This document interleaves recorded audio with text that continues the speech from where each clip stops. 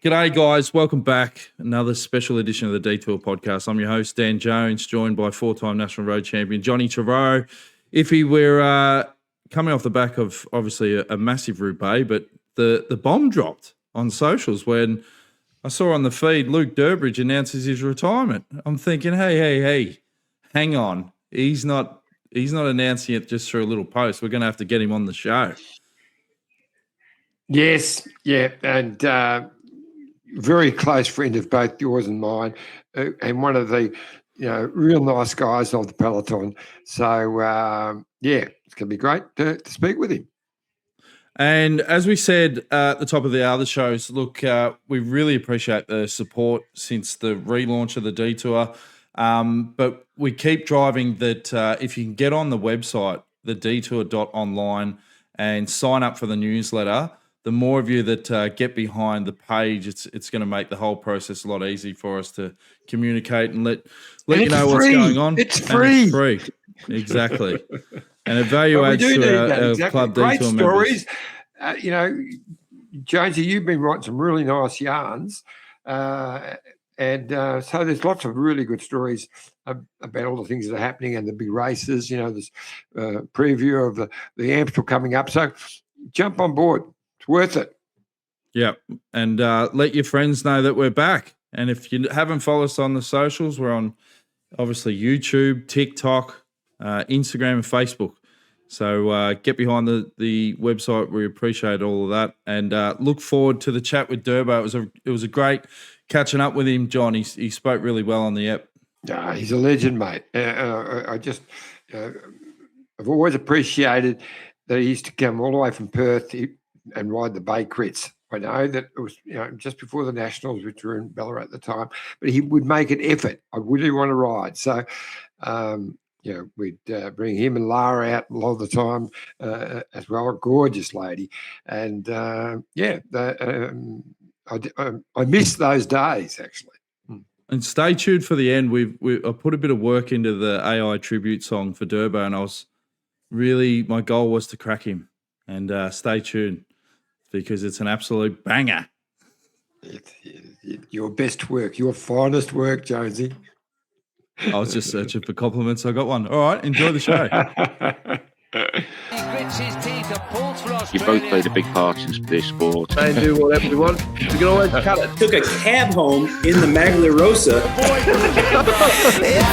Jones, let the chaos begin. Cycling stories, mates and mayhem rolled in. It's the Detour, proudly unpredictable. Laughs, hot takes, and stories unrepeatable. If you want straight lines, you're on the wrong track. Once you're on the Detour, there's no turning back.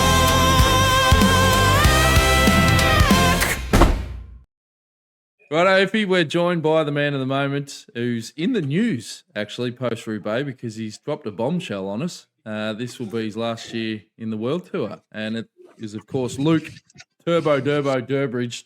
Durbo, how are you travelling, mate? How you pulled up from Roubaix?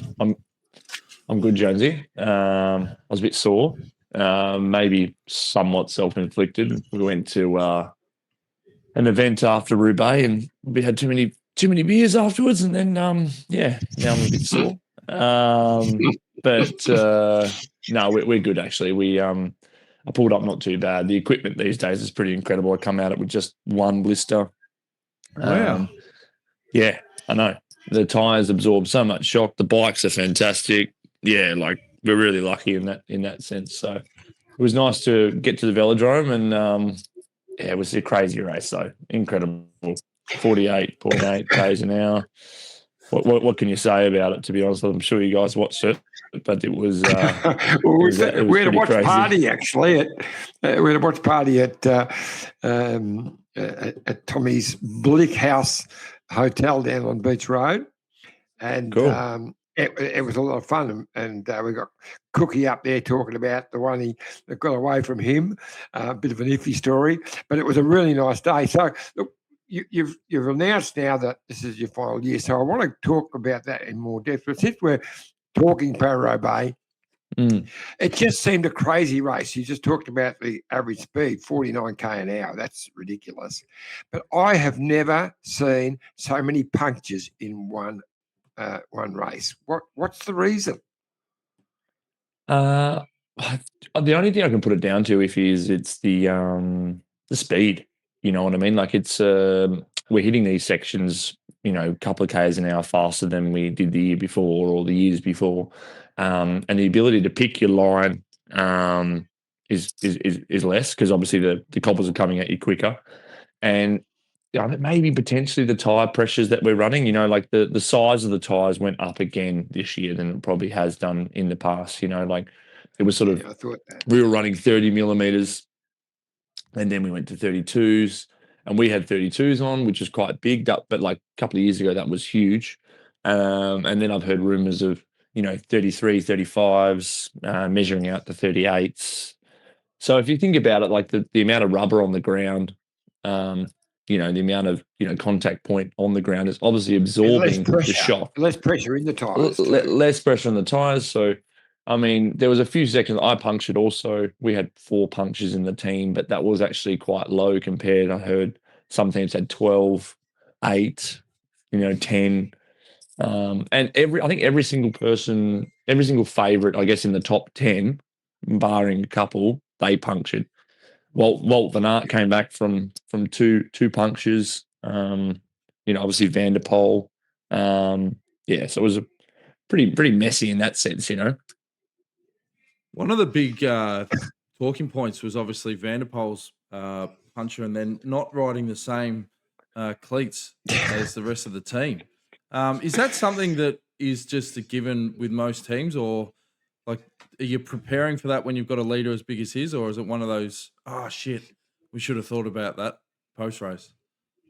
Yeah, look, I think to be honest, they can come out and say what they want about it, but it was a bit of amateur hour, I would say. I've never seen that before. Obviously, it was a prototype, and they maybe were keeping it under wraps, Shimano or whatever. But Alpecin, I would never have made that decision. I know Philipsen was obviously co-leader with Van der Poel, so you could probably say that Van der Poel's going. If he's crashed out, then we're going for Philipsen. So them two to give each other a bike is such a unique situation. It's probably never going to happen. But in this situation, was Philipsen obviously wasn't. He was right there. He acted on the moment. He thought he's our best chance of winning this bike race. Gives him his bike, and it was a waste.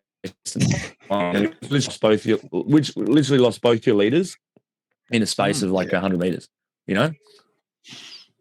But how smart was the other teammate, the young bloke who started realising what was going on and started taking his wheel out? And you know how long it takes now, but he had it almost done by the time he got back to it. Yeah, he spat it. He was walking back sort of slowly, I know. It was kind of cool. The teammates that I saw, like the moments that I saw in the race, which were amazing, was just like what the teammates did for their leaders to get them back in the bike race. Like every lead, like Mads Pedersen, he had a domestique that Max Weisschild, he like destroyed his race to bring Mads back. All the Alpecin guys pretty much ruined their race to get him back.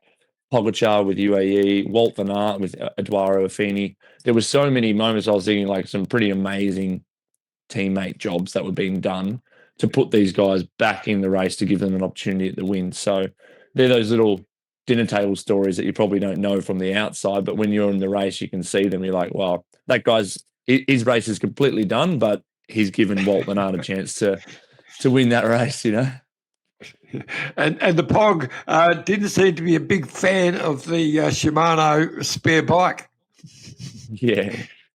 They look pretty dated, you know what I mean? Like we've come a long way in cycling, and you sort of still got this, looks like it's like 15 years old bike on the roof, like they don't have to be that crap, surely. Anyway. Right. Yeah. But I mean, you were talking earlier about the speed. We were all taking bets at the live watch party about, when the break was going to go, and it just doesn't seem to follow the old school like formations anymore in regards to, you famously said in All for One when Matty goes, I'm going to go on the break now, and bang, he gets in the break. Like, how hard is it to get up the road, Durbo? Well, I think the first 100K we averaged 54.4. So to the first sector, we averaged 54 Ks an hour. So you've got to ride away at 60. and like you can't ride 60. Like it's just can't. Like so, in the end, there was no breakaway. But the thing is, it's probably the only monument still that it's like a chance of doing something in it. So it's worth rolling the dice to try and go on the breakaway. Everyone remembers Maddie's stories, and there's so many examples of people being on the podium from being in the breakaway. So you still do, like even myself, like I was going for the breakaway as much as I could because I thought, if I do get in front of the race, when the leaders open up, they come to me and then you're playing in the final. But for me to go with the leaders, like pretty much another 100 guys thought the same plan. And then next minute, it's like no break goes. Like we rocked up to the first sector and we started lining up, and there was not a single breakaway, and we've ridden for nearly 110K. It was quite a weird feeling. But look, the script is changing. Speeds are going up. Yeah, that's probably why it's time to get out of here. Well, how did you feel then? I saw the video that GreenEDGE posted when you said that, this is my last Roubaix. It is a race that you've loved your entire career. You've had some great memories. How did it feel when you rolled into the velodrome, knowing that? It was nice. Yeah, I was really happy to get there. Obviously, it's definitely not a foregone conclusion considering how things go in Roubaix. And I obviously missed it last year because I broke my collarbone. So I was sort of hoping, I had already thought about retiring and pretty much had made the decision back in December with my family. So I sort of knew, but I didn't really want to make it out there because I really wanted to go to Roubaix and go to the classics and get to those races. And that's not necessarily a given if you go through Paris opening weekend, all these big goals beforehand.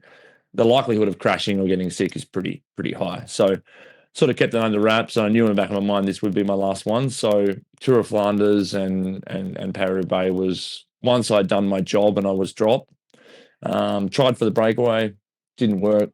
Then I did my job. And then once I was dropped, I was just trying to soak it up as much as possible. And rolling into the velodrome was really special, but it always goes too quick and you're always in too much of a state to really soak it up. So it's nice that the team's got, I've got some lovely videos from when you guys made it, when you made it, Jonesy, and then obviously some nice videos now. So it's sort of like you can go back and sort of try and revisit that emotion because at the time you're a bit like, oh, zombie. Well, there's that really good slow-mo shot I got of you in the velodrome Durbo, remember? That close-up that your mates got a still frame and wasn't it a shirt for your Bucks party? Yeah. Luka Mezjek, I think he posted on our classics group every year. It's an awful photo. Yeah. Well, stay tuned, whoever's watching or listening to this, because we do have a tribute video for Durbo coming up, and I made sure I did not use that photo out of respect. I appreciate that. I made sure I did not. You could get some serious clickbait there. So. Yeah, I'm looking forward to this. I got to tell you, Jonesy's been on the ball with our rebirth of the detour. He's done a lot of work, and he pitches with AI and all that. And we've done one for Matty Heyman, which was really good. But this one, I got to tell you, he's put a bit of effort into this. It is a ripper. So we look forward to seeing your reaction when we play it at the end of this. Yeah. But post Roubaix, for the punters that don't know, like what I used to love is particularly 2016, where it used to be raced in blocks, where you do your classics blocks and then you get a bit of time off. And I'll never forget when Roubaix's done and you go out for the dinner, and I remember it was like a bit of a mixed feelings because Mitch had obviously crashed, but Matty had won. But then when you get that day after and you get to go back to Girona and go down the Irish and have a few drinks with your mates and recap, when you look back at the journey, what are the memories, Durbo, that sort of pop out up until this point? I think if you sum it up, it's all about the people that you meet and the relationships that you have. I think it's pretty incredible, this job, because you meet such a wide variety of people and you get to spend like really intimate time with them. I mean, like sometimes them more than your family. You're rooming with the guy for 6 weeks and he's like one arm away from your bed, and about his family, his upbringing, his thing. Like when would you ever go into a room with another 30-year-old man, lay on a bed and talk about your your goals and your dreams and all those sort of things. And I've had those relationships throughout my career. And then, like you said, we also being Australian, being away from home, you really got to invest in those relationships. And like you said, when we had those like amazing times in Girona, they were all just expat guys from England or New Zealand or Australia who just didn't have a family, needed to sort of bond together, and you made friends for life. So yeah, I think that's the biggest thing. One I'll miss, but about this sport is like yesterday I was in Girona, the other day I was in Copenhagen, now I'm in Belgium. Tomorrow I'll be back in Andorra. So like that's also pretty incredible, the travel and that all those things. So many things I'll miss, but it's funny, it's not necessarily like the result, but it's actually just about the people, Was one of the big influences, particularly early in your career, when you talk about roommates, Swain Tuft? Definitely. Yeah, he was. What were the key things that Swaino taught you, Durbo? Well, to be honest, I think at that time we had a few people sort of maybe doing the wrong thing in terms of not looking after themselves, and I won't name any names. And I was a young guy, and I was looking up to some people, and Swaino said, "All right, this is how it's done." I guess I was looking for a role model during those years, and I was actually extremely lucky. I think the length of my career is due to that, because he really made me understand, if I really want to do this for a long time, you've got to look after your body, you've got to look after your health, you've got to look after your mind.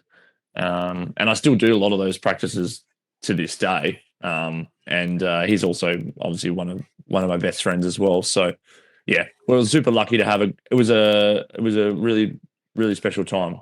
Like I came in and he was, I think, 14 years older than me.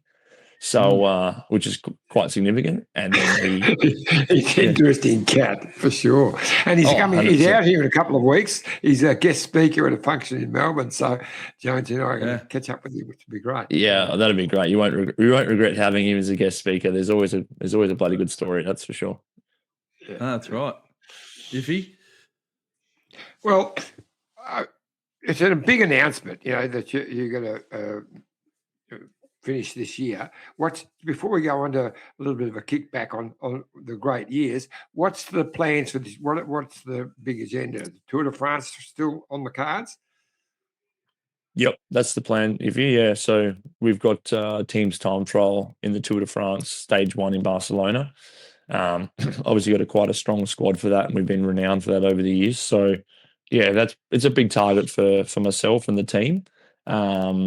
So after this, I sort of take a bit of a rest, and then I build back up for the Dauphiné, Tour of Hungary, Dauphiné, and then hopefully the Tour. You know how the Tour goes. Obviously, there's probably 11 guys on a list of 8 guys. So you never take it for granted, but hopefully that'll be the plan. But hopefully Jones and I will be there to cheer you on, mate. I look forward to seeing you guys there. Yeah. We'll make you another AI song, mate. Don't worry about that. So obviously the last race, as you said, will be at the Nationals in Perth. Yep.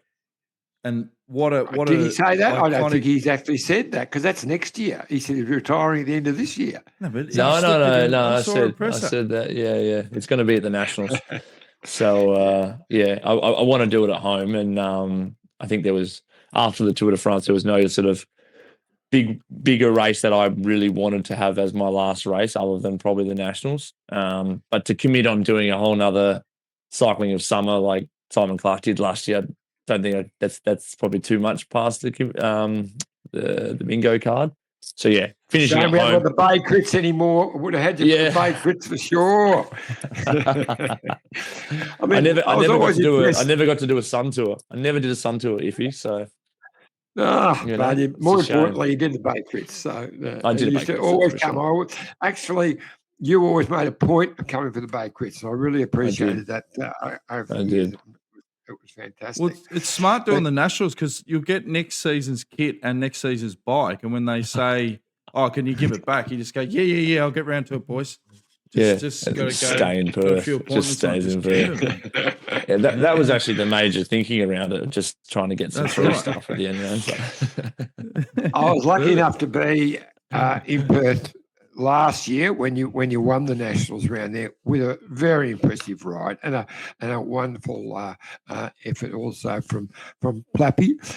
This year's a little bit different. I thought an even better ride from you and a slightly worse ride from Plappy. Yeah, you could say that. That's for sure. Yeah. Anyway, John, we're not been, that sort of podcast, okay? Yeah. Look, to be honest, all it is that it was a nice, like the Perth has done a great job of doing the Nationals, I think, and it's been super nice to have the last 2 years there and be like really part of the race, obviously winning it, and then this year being close to winning it again, which is also was super exciting. And but just having Nationals, and I think we do have one more year, which is in 27. I'm not sure what goes on from past that. But I couldn't think of a better place to finish in Kings Park in the summer, and then pretty much just, I guess, roll 2K back to my house and don't get on a flight to go back to Europe. You know, it's sort of a weird mentality. Like, all right, that's it. You know, I'm staying here now, I guess. See you, boys. Yeah, we've seen obviously a lot of riders transition into the role as a DS and still, you know, heavily involved in the sport. Is it something that is a burning desire, or have you got other ambitions post cycling, Durbo? Oh, I definitely wouldn't say no to being a director. I do like being involved, obviously, in high performance sport, and obviously this team has been such a big part of my life for so long. But I would say in this near future, I would be home in Perth, and would move back pretty soon after.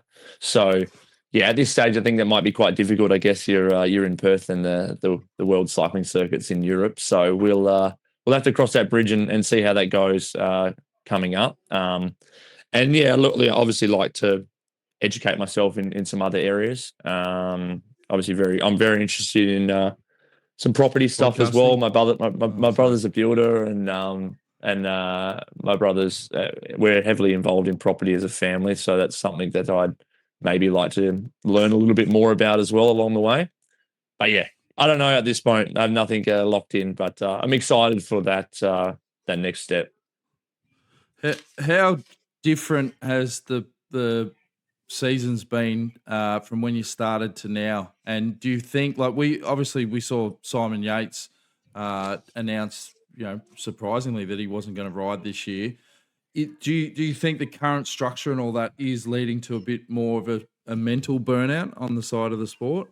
Yeah, I think it's tricky because I do feel a little bit sorrier for the younger guys because of what's expected as they enter the World Tour. There is absolutely no leeway for development. It's sort of come in, perform. If you're not, you're out in 2 or 3 years.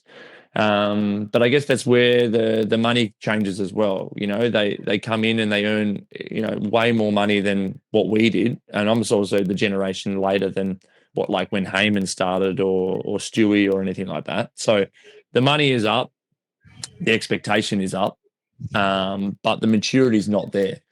So that's a tricky one. You know, if you've got a young guy who did cycling for fun for, you know, he's been a 16-year-old, raced his bike, had a great time, he's good at it. He transitions to be a pro 3 years later at 19. And then all of a sudden the fun's taken out of it and someone's telling you need to win this race, or you're trying to win this race, this is the money we pay you, we're expected to do this. They're like, hold up a second, this was fun 3 years ago when I was at school, and now this is not fun anymore. I don't really, because in the end of the day, I would say 99% of cyclists aren't doing this because of the money, because it's too hard to do that. So it's not a motivator for a 19-year-old boy or girl, whatever, to say, you know, here's this money, why aren't you performing? So yeah, I think for them, I'm a little bit nervous about how they're going to manage that. I am confident that the directors and the guys that are younger now becoming directors, they sort of understand that. They're a part of that transition. Guys like, Zach Dempster, Shane Archibald, these Sam Bewley, they're all just been in the professional peloton. So they understand what the young guys, how they tick and what's been expected. So there's probably a little bit more of a support base around them than, say, the old school director would have been. Yeah, so I'm interested to see where it goes. I mean, it's a long-winded answer, but it'll be. Great. I think the careers potentially would be shorter, but money's going to be bigger. So, you get to a point of being 5 years pro, but they've earned a lot of money. Then, maybe they're like, okay, well, now I've done everything I wanted to do. I'm out of here. So, we'll see. Yeah, it's a lot tougher for the youngsters, I reckon, coming in today, because back in your day when you first joined, you weren't expected to be exactly. at the top of the game for a couple of years. They gave you a couple of years to really, set you up. And whereas now, they're kids at 20 are winning the Tour de France, so you haven't got that much time to really produce.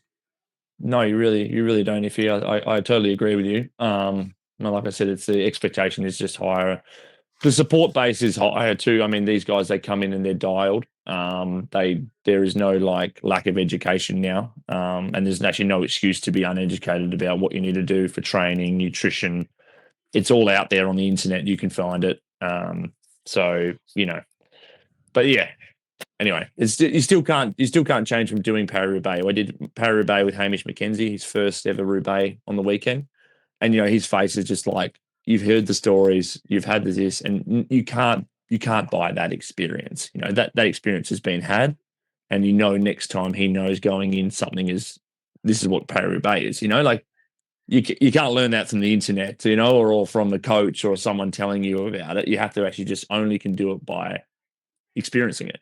One thing that you must look back on and feel immense pride is being a one-team rider. I mean, I don't know the stats, but I wouldn't have thought that there would be many that have done their whole career, say if there's a 15-year benchmark, and stayed with the one team. Yeah. I guess I've been lucky enough to not ever think about it. I've always been, I guess, respected and looked after and supported in this team. Every time I've been up for contract, the team's always been, more than happy to keep me, and I've been more than happy to stay. It's been nice to be part of the evolving shape of GreenEDGE from the beginning till now. I guess it's less for me. I'm very proud of it, but I guess because of in cycling, the teams change names all the time. It's not like a club culture. Like I played 15 years for the Hawks. You know what I mean? There is certain diehard fans that would understand that, but like most people are like, oh, isn't he riding for Jaco Alula now? He rode for GreenEDGE, didn't he?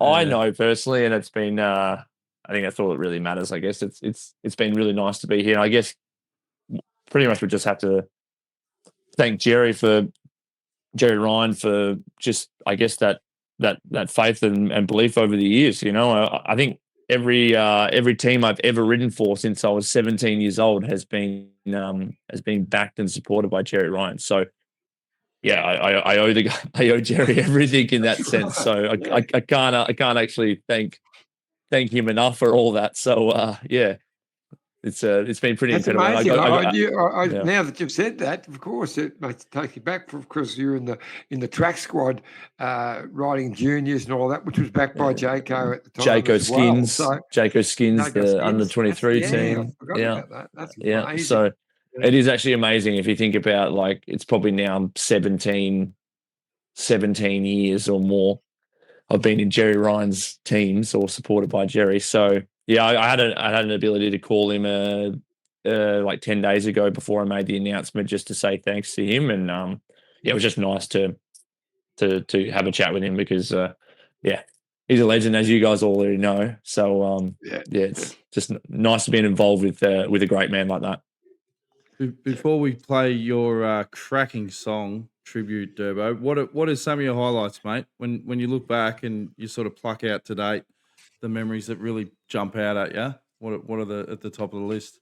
Look, to be honest, if I go teammate versus individual, teammate I think, we can't go past the Matt Hayman 2016 Roubaix. That was just still to this day, still watch that video and gives me goosebumps. So I have to take that as like a massive highlight. And then as an individual, probably winning at home at the Nationals in Perth, to be honest. Like, there's so many factors in individual, but I guess it's probably because it was 13 years after the last time and it'd been a while between drinks since I won a bike race. So throwing my hands in the air and all that, being at home with a family, that's really important to me. So that was one of those highlights. So look, to be honest, there's so many to name, and I now start thinking about, can you compare that? Can you compare this? But look, there's two that come to mind, Well, that first when you won the Dauphiné, when you won the prologue, got the exactly Bradley Wiggins to get the yellow jersey.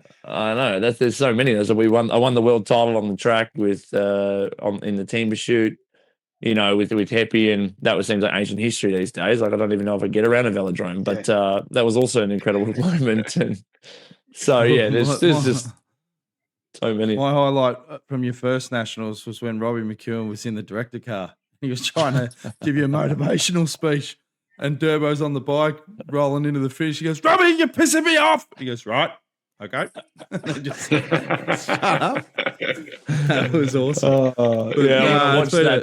When I watched that backstage pass from you, Jonesy, the sunrise to sunset that you sent me, it was like so funny. Like I just saw this different person, this shy, like probably 4 or 5 kilos heavier than I am now. Like, young guy. And I just remember that race, like the guys going, "Oh, I can't believe his first Euro race is the punter." You go, "What is the punter?" And they go, "Oh, mate, he's going to get his head kicked in today. You watch." I sent it to Stewie because Stewie's sitting next to me, and I'm like so shy around Stewie because he's my idol, and I'm having dinner with him. I'm doing a race with him, and that's like how special that was at the start, and it's quite funny now, Yeah, that's it. All right, well, I think that's time now, Johnny. We're going to play the tribute for Durbo. I'm looking forward to watching this. And we say to everyone that we make for, it's yours, mate. You own the full IP. You can do whatever you want. Use it at all the cashies you got coming up next year, corporate events. It's all yours, mate. So hope you enjoy it, Durbo. I appreciate it.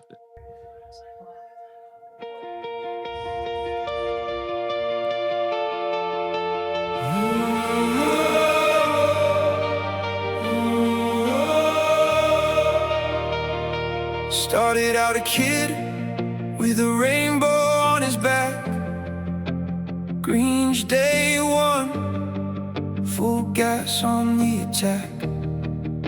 Prologue at the Dauphiné, you lit up the map. Time trial engine with a heart bigger than the stats. 15 years in the trenches, doing work no one sees.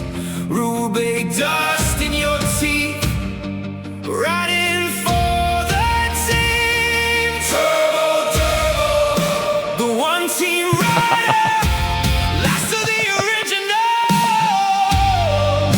The quiet fire called Heyman's win. One for the good guys, 'cause that's who you were. Your whole damn life. Now the road bends home and the world rides behind you. And through the miles and the seasons, you carried more than the race. Found your strength in Laura's laughter, Henry's smile, their embrace. Durbo, the one team rider. 15 years of making the sport kinder. Take your final lap, take your final cheer.